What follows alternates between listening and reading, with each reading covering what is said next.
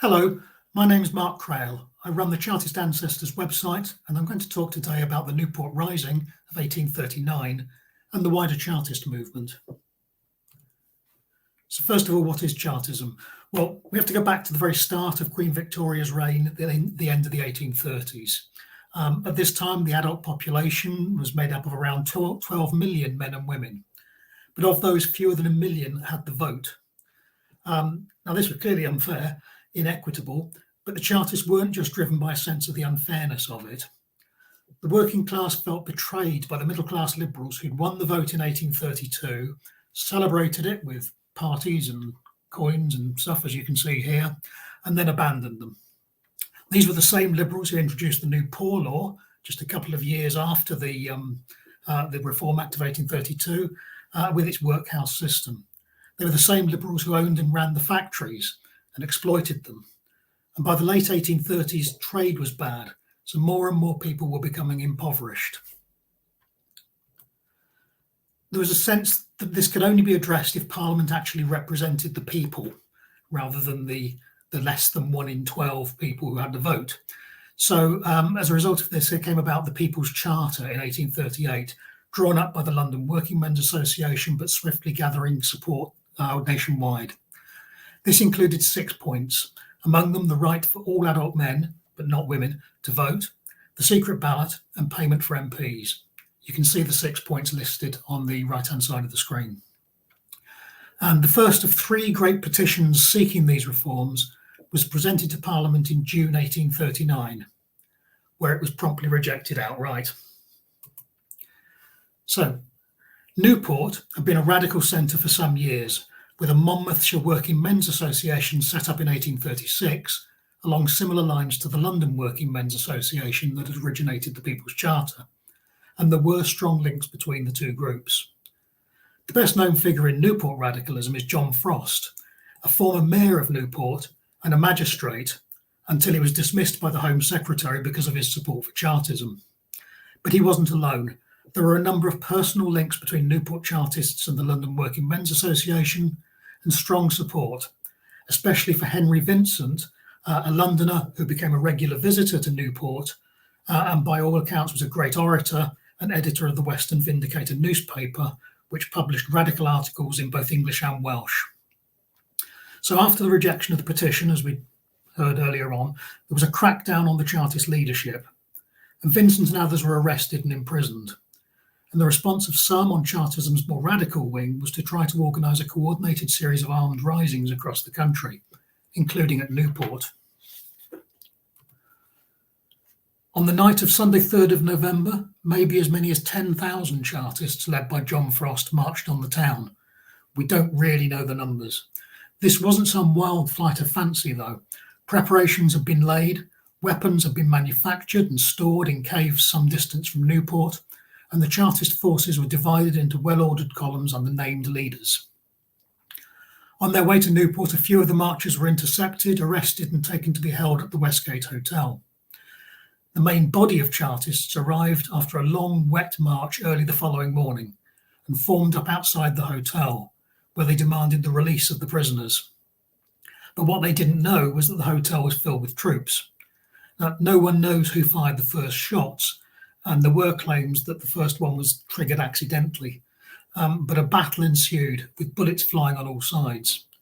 For a time, the Chartists were able to force their way into the building, but they were repelled, and after a fierce battle lasting perhaps an hour, they were forced to retreat, throwing down their weapons as they fled. Some 22 people were killed and 50 seriously injured.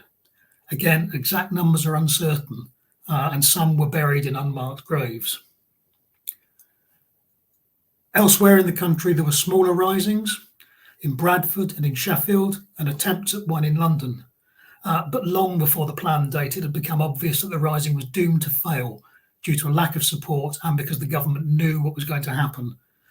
And there had been attempts to call it off.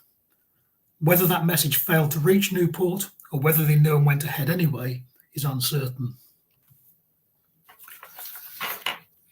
So in the aftermath, some 200 people were arrested in Newport and 21 charged with the extremely serious crime of high treason. Chartist movement nationally immediately began to raise money for legal representation, and for a time the price of the Northern Star, the leading Chartist newspaper, was raised by a penny a week to help with this. Despite the support, John Frost, Zephaniah Williams, and William Jones were found guilty and sentenced to be hanged, drawn, and quartered. They were, in fact, the last men in this country ever to be sentenced to such a punishment. However, the sentence was commuted to transportation for life to Van Diemen's Land, now Tasmania, but they weren't forgotten, and thousands of Chartists across the country donated small sums of money for months on end, in some cases for years, to a victims' fund for their families.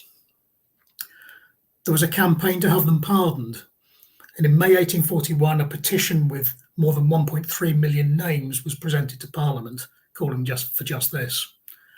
There is an account of it being rolled on the floor of the House like a mighty snowball.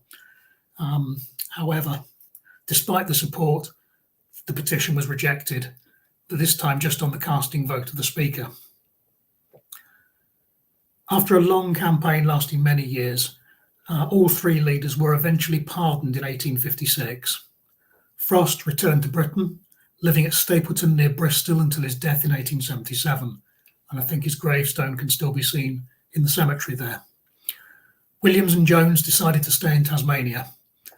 Williams became a wealthy coal mine owner, while Jones, a watchmaker, died in poverty. Nationally, with most of its leaders behind bars and others cowed by what had taken place, the Chartist movement went into decline, until yet another great wave of support and an even bigger petition in 1842. Though Wales was represented in this revival, this was not the case in Newport. So, if you want to go looking for Chartism around Newport today, there are numerous local landmarks commemorating the rising, not least John Frost Square in the middle of Newport. But those particularly worth a visit include the Newport Museum, which has a Chartist collection, including some of the homemade swords, pistols, letters, and trial records. It's well worth seeing. Westgate Hotel is still there. It's been extensively rebuilt, and it's now long since closed, but it's an iconic location. Newport Cathedral has a monument to 10 unnamed Chartists whose bodies were collected from around the hotel after the battle and buried in an unmarked grave there. Further away, Shire Hall in Monmouth, which was the scene of the Chartist trial, has a preserved courtroom and displays relating to the trial. And if you fancy a bit of a walk, the Chartist cave where weapons were stored ahead of the rising can be accessed. It's high on the moors near the village of Crail, which is about an hour's drive from Newport, and I would take your walking boots if you plan on it. It's also worth noting that there's an annual Chartist convention in the town as part of the Newport Rising Festival. The 2023 event begins on the 4th of November. Again, it's well worth going if you possibly can. I've put together some resources.